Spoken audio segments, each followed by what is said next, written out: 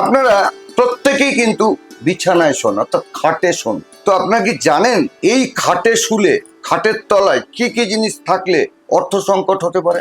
1 নম্বর, কখনোই খাটের নিচে বা খাটের তলায় জুতো রাখবে না। যদি জুতো রাখো তাহলে সংসারে একটা খারাপ প্রভাব পড়বে এবং আর্থিক সংকট দেখা দেবে।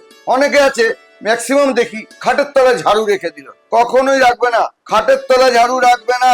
এটা কিন্তু অশুভ। কি হবে? এতে কিন্তু মন মেজাজ খারাপ হয়ে যাবে, মন মেজাজ খিটখিটে হয়ে যাবে এবং আর্থিক কিন্তু অবনতি ঘটবেই।